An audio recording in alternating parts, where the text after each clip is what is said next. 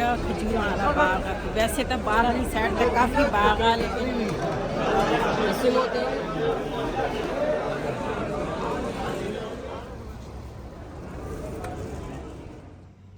बिस्मिल्लाहिर्रहमानिर्रहीम। अस्सलाम वालेकुम। तुसी देख रहे हो साडा यूट्यूब चैनल। अल्लाह पाक तुहानू खुश रखे, आबाद रखे। इसे दुआ दे नाल शुरू करते हैं अज दा व्लॉग जी। माशाल्लाह सुबह सुबह का टाइम आ ते असी पहले तहज्जुद की नमाज़ पढ़ी, फिर फजर की पढ़ी, तो उस तो बाद हुण दूसरा हल्का फुल्का बिल्कुल नाश्ता किया।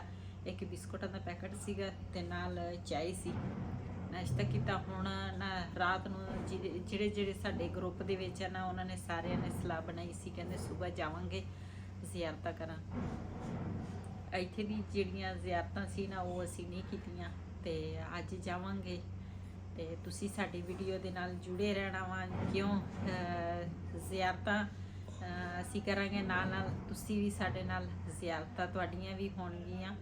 ਤੇ ਮਾਸ਼ਾਅੱਲਾ अच्छी कमेंट भी आए हैं, मैनू बहुत ज़्यादा खुशी भी आ इस चीज़ की। तो तकरीबन 7:30 बजे कहते सीगे भी बस वाले ने आ जाना। टैक्सी वाले जोड़े आ तो बड़े महंगे आ, बस वाले जोड़े ना वो सही रेट के नाल चल जाते हैं। बंदे ज़्यादा होवे ना तो फिर सही रेट नाल वो चल जाते हैं। तो साडे ग्रुप दे विच 21-22 बंदे आ जिन्हां ने अज जाना वा ज़ियारतां करन जी। माशाल्लाह काफ़ी मैनू कमेंट आए सीगे, कहंदे बाजी मेरे बेटे वास्ते, किसी ने क्या बेटी वास्ते। ते मेरियां दुआवां पहले भी मेरियां फैमिलियां दे नाल इंशाअल्लाह अगे भी तुहाडे नाल मेरियां दुआवां रहेगी। जिन्हां ने मैनू नहीं किया ना तो मैं उन्हां वास्ते भी खसूसी दुआ कीती आ। अल्लाह पाक जेड़ी बेटियां दे नसीब नहीं अच्छे, अल्लाह पाक उन्हां दे नसीब अच्छे करे। अल्लाह पाक उन्हां नू सेहत तंदुरुस्ती वाली जिंदगी दे। ਜਿਹੜੇ जिन्हां दी औलाद नहीं आ, अल्लाह पाक उन्हां नू नेक औलाद देवे। ते मेरी सब वास्ते दुआ वा, अल्लाह पाक सब नू ढेर सारियां खुशियां अता करे। ते अल्लाह पाक ने सानू मौका दिता वा ते मैं बहुत खुश नसीब हाँ, मैं भी ते मेरे मियाँ भी। ते अल्लाह पाक जेड़ा ना बार बार सानू अपने दर ते बुलावे, ते अल्लाह पाक सब नू बुलावे। मेरी सब वास्ते दुआ वा। ते इंसान की ख्वाहिश तो बहुत होंदी है, लेकिन जो बुलावा आउंदा ना उदों ही बंदा आउंदा वा।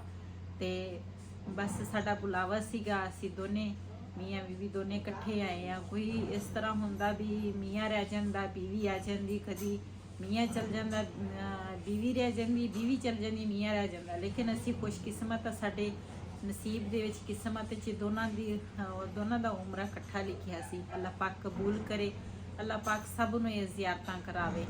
साडे दिली दुआ वा, जिन्हां ने मैनू नहीं किया ना तो मैं उन्हां वास्ते भी दुआवां कीतियां। ते अल्लाह पाक जिन्हां दियां बेटियां बेटे मंगदे, अल्लाह पाक उन्हां नूं नेक बेटे देवे। ते जिन्हां दे बेटे या बेटियां नहीं हैगी, अल्लाह पाक उन्हां नूं नेक बेटियां दे नसीब अच्छे करे। अल्लाह पाक उन बेटियां दे ते बेटियां दे जिहड़े नसीब आ ना उहदे तो बंदे नूं डर लगदा। ते लेकिन बेटियां बहुत अच्छियां हुंदियां। अल्लाह पाक सब नूं नेक औलाद देवे। मेरी ना उधर मक्के तो मेरी ना तबीयत कुछ बेहतर सी, वही दा पेट खराब होया सी ते मेरे मैदे का मसला बनिया सीगा। लेकिन वो तो मेरे उत्थे भी पाकिस्तान भी मेरे मैदे का मसला रहिंदा वा, ते लेकिन इत्थे ज़्यादा हो गया सी। ते एक मुल्क तो दूसरा मुल्क जाना तो फिर ना हो जांदा बंदे ना। ते कल दी ना असी इत्थे आए हैं परसों दे इत्थे आए हैं मदीना शरीफ। इत्थे सर्दी आ, उत्थे सर्दी नहीं सीगी, इत्थे सर्दी आ। ते इत्थे ना मेरी तबीयत खराब होई आ, भी सर्दी लगदी आ। सर्दी भी लगदी आ, नाले वैसे भी मेरा गला खराब होया वा, इदां लग जिद्दां मैनू ना बुखार आ। ते बस अल्लाह पाक दे दर ते आए हैं, अल्लाह पाक सब अच्छा करेगा। ते अल्लाह ने बुलाया वा, ते इंशाअल्लाह अल्लाह पाक ज़ियारतां दी भी हिम्मत देगा।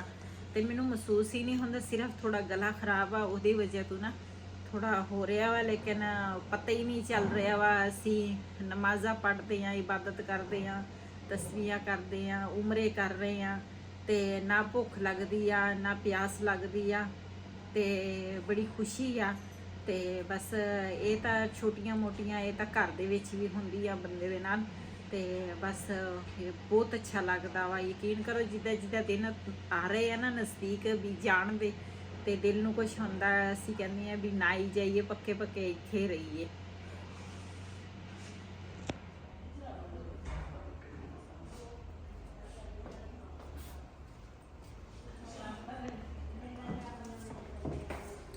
ਇਹ ਸਾਰਿਆਂ ਨੇ ਤਿਆਰੀ ਕਰ ਲਈ ਆ ਤੇ ਹੁਣ ਨਾ ਚੱਲਦੇ ਆ ਨੀਚੇ ਤੇ ਫਿਰ ਸਾਰਿਆਂ ਨੇ ਨਾ ਇਕੱਠਿਆਂ ਨੇ ਜਾਣਾ ਵਾ।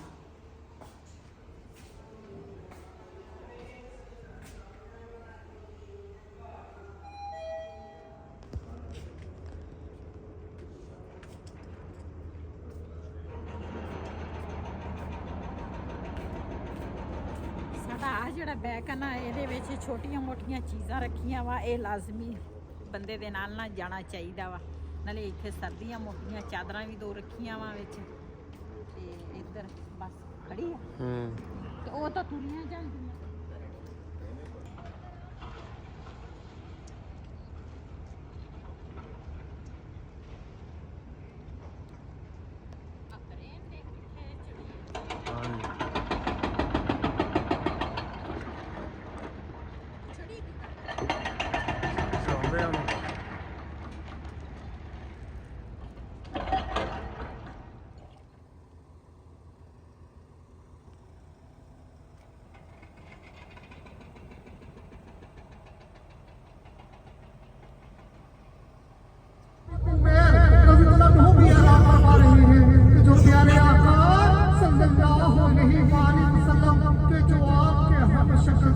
हज़रत मुसाबिक उमैर कि जब मक्का पाक गलियों में गुजरते ना, इतनी अच्छी खुशबू लगाते थे। जब भी मक्का पाक गलियों में गुजरते, सबको पता चलता कि यहाँ से मुसाबिक उमैर गुजरे हैं। और उस वक्त का दोस्तों दीनार का लिबास पहनते थे, और जब वो लिबास एक दफा पहनते ना तो जिंदगी में दोबारा कभी लिबास न पहनते। और यहाँ पर जी बस वाला भाई सानू ना उस जगह ते ले जा रहे हैं जिथे हजूर पाक सल्लल्लाहु अलैहि वसल्लम चाचू दूसरा शहीद होए सीगे, ते उस जगह ते ना असी जा रहे हैं।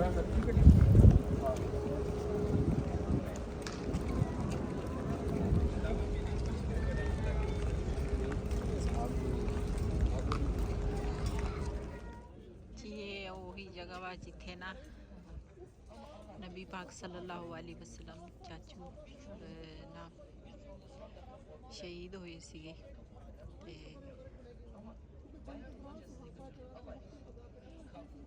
बाहरों ना इस तरह लगी है जाली ते अंदर नहीं जान देंगे। शहीद हुए थे इस जंग में। इस जंग में ना हिंदा थी। हिंदा कौन थी? अबू सुफियान की बीवी सैयदना अमीर हमजा रज़ियल्लाहु अन्हु ने हिंदा के भाई को जंग बदर में ना कत्ल किया था।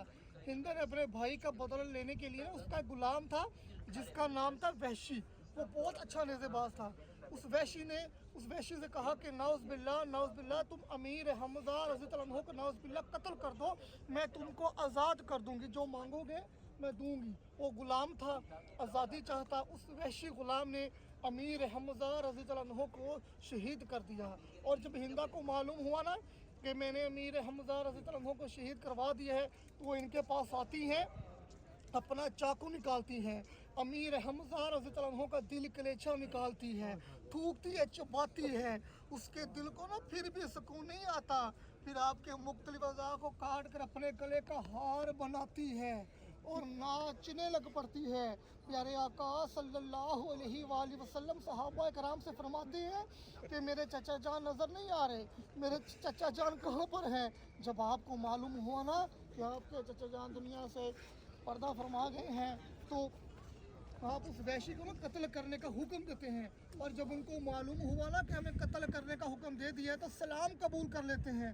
तो फिर प्यारे आका की ना बारगाह में हाजिर होते हैं, अर्ज करते हैं कि या रसूल अल्लाह कि हमें माफ़ कर दीजिए। तो आप फरमाते हैं अगर तुम सलाम कबूल ना करते तो आज मैं तुम्हें कत्ल कर देता, लेकिन आज के बाद मेरी आंखों के सामने मत आना, क्योंकि जब मेरी आंखों के सामने आओगे ना मुझे मेरे प्यारे चचा जान की याद आएगी। हजाजी कराम हम तो सहाबा कराम के पैरों के खाओ के बराबर भी नहीं है। अगर आज हमें ज़रा सा भी कुछ हो जाए तो हम सब कुछ छोड़ देते हैं। ये हमारे प्यारे आका का फरमान है कि जब आप यहाँ पर सलाम पेश करेंगे ना, ये जो 70 सहाबा कराम आराम फरमा रहे हैं, ये क़यामत के रोज़ तक आपके सलाम का जवाब देते रहेंगे। और ये हमारे प्यारे आका सल्लल्लाहु अलैहि वसल्लम आपने फरमाया कि जब भी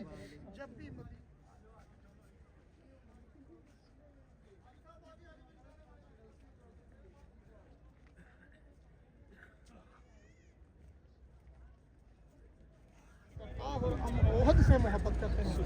अभी आगे चलते हैं, आपको जंग का नक्शा भी बताता हूँ और ये जो पहाड़ी है ना, इस पहाड़ी के बारे में बताता हूँ। आज साहब आ जाइए। 15 मिनट का रास्ता बिल्कुल पीछे हमारे ना मदीना पाक है, मस्जिद नबी शरीफ है। 10 से 15 मिनट का रास्ता है। 322 या 24 नंबर गेट आता है। ये लिखा हुआ है अल मदीना। ये जो तीर का निशान देख रहे हैं सबस, यहाँ से मदीना, ये सारा मदीना बना हुआ है। यानी कि मदीने से ना 1000 का लश्कर चला था। मुसलमान सहाबा कराम 1000 चले थे। जब यानी कि आधे रास्ते में पहुंचे ना, ये लिखा हुआ रजू अल मनाफिन। ये जो काला तीर का निशान है, ये मुनाफिकीन है। जब यहाँ पर पहुंचे ना आधे रास्ते में, तो बीच में जो मुनाफिक थे ना, वो ये कहकर छोड़कर वापस आ गए कि हमारे पीछे जो घर वाले उनका ख्याल कौन करेगा। यानी कि ये लिखा हुआ है मुसलमान 700 मुकातल 700, बाकी 300 ये तीर के निशान देख रहे वापस मदीने आ गए। ये मुड़ा हुआ निशान 300 वापस आके बाकी यहाँ पर बचे 700। फिर 700 का लश्कर चला वापस ये इनके जंग के लिए। यहाँ पर ये पहाड़ी देख रहे हैं, इसका नाम लिखा हुआ है जबले रुमात। कौन सी पहाड़ी है? ये जो सामने पहाड़ी छोटी पहाड़ी बनी हुई है जिसके ऊपर लोग चढ़े हुए हैं, ये वो पहाड़ी है। इस पहाड़ी का नाम है जबले रुमात। जबल कहते हैं पहाड़ को, जो रुमात है ना, रुमात ये अरबी जुबान का लफ्ज़ है। रुमात की मायने है तीर अंदाजों वाली पहाड़ी। जब यहाँ पर पहुँचे तो देखिए ये लिखा हुआ है मुशरिकीन 3000 मुशरिकीन के यहाँ से 3000 का लश्कर आ रहा है जंग के लिए। जब यहाँ पर आए ना, इनमें मौजूद थे हजरत खालिद बिन वलीद, के नाम लिखा हुआ है हजरत खालिद बिन वलीद रज़ियल्लाहु अन्हु। ये जब उन्होंने इस्लाम को कबूल किया थे, बड़े बहादुर थे। इनके जिस्म का ऐसा कोई भी हिस्सा नहीं कि जहाँ पर तीर और तलवारों के निशान आ। ये मदीने सिपाही ना, ये जंग के लिए 3000 मुशरिकीन आ रहे हैं। जब यहाँ पर पहुँचे ना, ये जो पहाड़ी है, इस पहाड़ी के ऊपर ना प्यारे आका सल्लल्लाहु अलैहि वसल्लम, ये पहाड़ी वही पहाड़ी की बात कर रहा हूँ जो पहाड़ी हम देखे हैं, छोटी पहाड़ी। इस पहाड़ी के ऊपर ना आपने 50 सहाबा इकराम को तीर अंदाजों के साथ खड़ा किया था और उन 50 सहाबा इकराम को हुक्म दिया था कि मेरे हुक्म के बगैर ना इस पहाड़ी से नीचे नहीं उतरना। यहाँ तक फरमाया था कि अगर हम जंग जीत भी जाते हैं ना, जंग फतह भी हासिल कर ले, फिर भी इस पहाड़ी से नीचे नहीं उतरना। अब इस पहाड़ी के ऊपर 50 सहाबा कराम